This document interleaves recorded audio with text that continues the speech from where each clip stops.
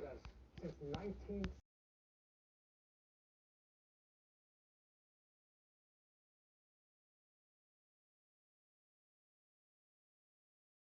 On what we know about the suspect's motivation here, plus Rabbi Rick Jacobs, president of the Union for Reform Judaism. Now to that major winter storm that is sweeping over parts of the southeast, bringing strong wind, snow, and ice, and heading northeast now. Up to 12 inches of snow already falling in as that trajectory goes up. And thousands are without power there, as well as in Georgia, South Carolina, and Florida. And the storm is impacting air travel too. 1,000 canceled flights at Charlotte Douglas International, 80% of flights on today's schedule. And the warm side of that same storm system producing multiple tornadoes across parts of Florida, destroying at least 20 homes at Fort Myers RV Park. Amazing video we're looking at now capturing a tornado. This is in Collier County, Florida. We're seeing this more and more often, but still just amazing to look at Sam this Rockforce video in Texas today. coming Sam, out of that thank you. area in Now, Florida. coming We up want a to little bring later in this NBC's hour, Kathy Park now. She's on the ground in Charlotte, North Carolina, and NBC meteorologist Michelle Grossman is tracking this extreme weather for us as well. Kathy, we'll start with you. What's happening where you are right now? Now to that major Hey there, Aaron. Good afternoon to you. So we have really seen a mixed bag of precipitation early on this morning. Before the sun came up, it was light snow. It then switched over to sleet, and now we are seeing a bit of freezing rain. And heading into the evening hours, that really is the big concern. And the storm is impacting air travel too. 1,000 canceled flights at Charlotte Douglas International. 80% of flights on today's schedule. And the warm side of that same storm system producing multiple tornadoes across parts of Florida, destroying at least 20 homes out of Fort Myers RV Park. Amazing video you're looking at now capturing a tornado. This is in Collier County, Florida. We're seeing this more and more often, but still just amazing to look at this video coming out of that area in Florida. We want to bring in NBC's Kathy Park now. She's on the ground in Charlotte, North Carolina, and NBC meteorologist Michelle Grossman is tracking this extreme weather for us as well. Kathy, we'll start with you. What's happening where you are right now? Hey there, Aaron. Good afternoon to you. So we have really seen a mixed bag of precipitation early on this morning. Before the sun came up, it was light snow. It then switched over to sleet, and now we are seeing a bit of freezing rain. And heading into the evening hours, that really is the big concern because that could lead to icing, even a quarter inch, half an inch of ice on tree limbs and power lines, could lead to extensive widespread power outages. And Duke Energy here, they have warned that approximately 750,000 residents could see widespread power outages for several days. But ahead of this storm, the utility said that they mobilized 11,000 workers. They're also pulling resources from other states as well. And earlier today, I had a chance to speak with the spokesperson who kind of gave us an update on where things stand now.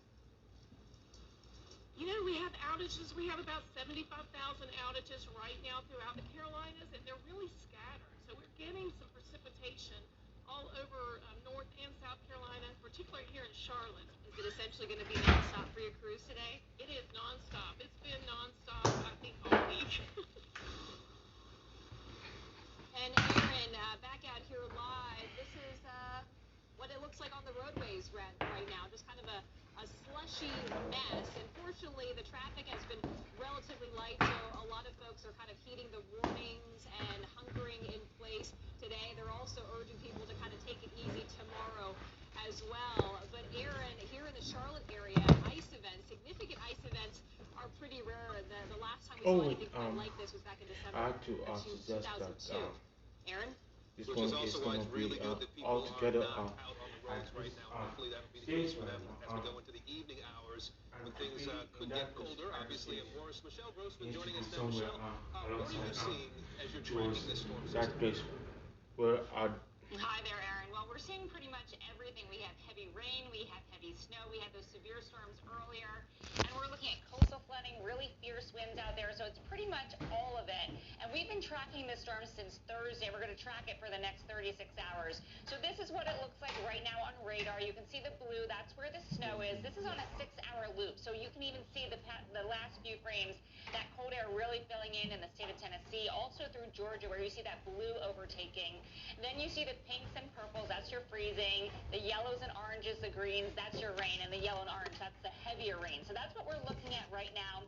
As we zoom in a little closer, you can see that line getting further to the north. So this storm started in the northern plains, traveled through the central plains into the southern plains, and then sort of took a turn to the northeast, and that's where the journey is going right now, towards the northeast. So winter alerts all up and down the coast from New England down to the Gulf Coast states. 82 million people impacted right now. Your winter storm warning, that's in your pink, and your ice storm warning, that's the big concern here.